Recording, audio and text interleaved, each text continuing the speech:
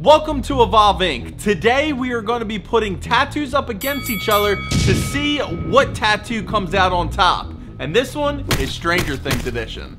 Boom!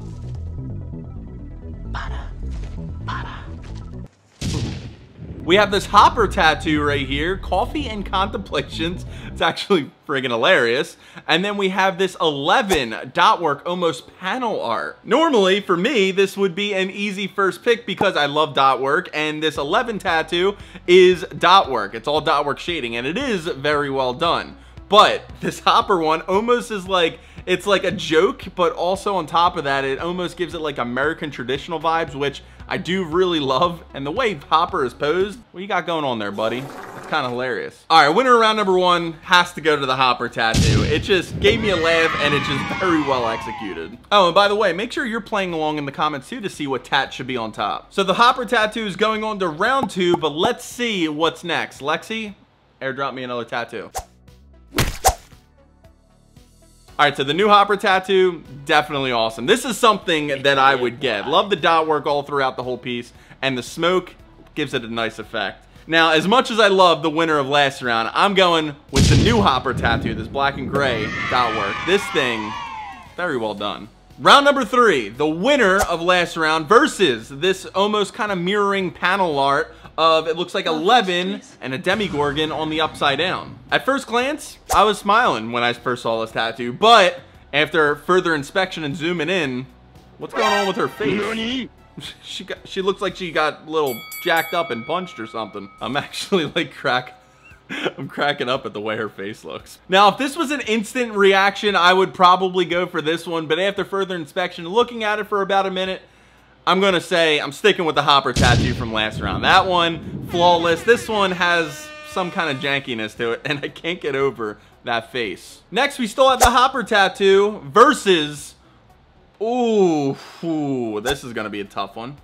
I'm a little biased when it comes to Dustin.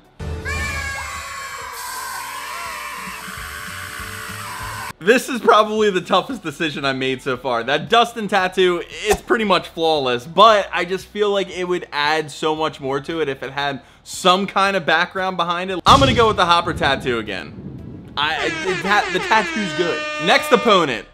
Oh my God, the Hellfire Club. Hail Lord Vecna. This is Hellfire Club, not Babysitting Club. Stranger Things 4 has been only out for like a month, and somebody already got the Hellfire Club, which this thing's sick.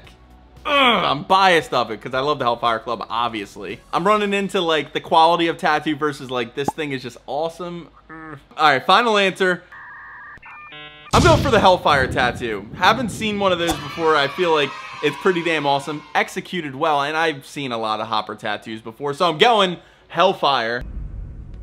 Hail Lord Vecna. Oh, this is a really good one. A classic. I believe this is from Stranger Things 1. Ah, man, I'm sorry, Hellfire.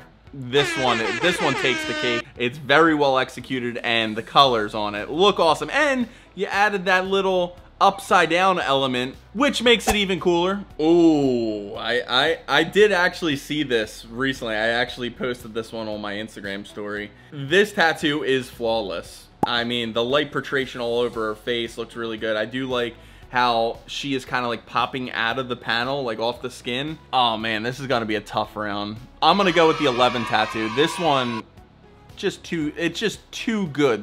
This is such a quality tattoo. Oh, and be sure to like and subscribe if you found this video fun. And the winner of the first ever tat on top is the 11 tattoo. Simply beautiful.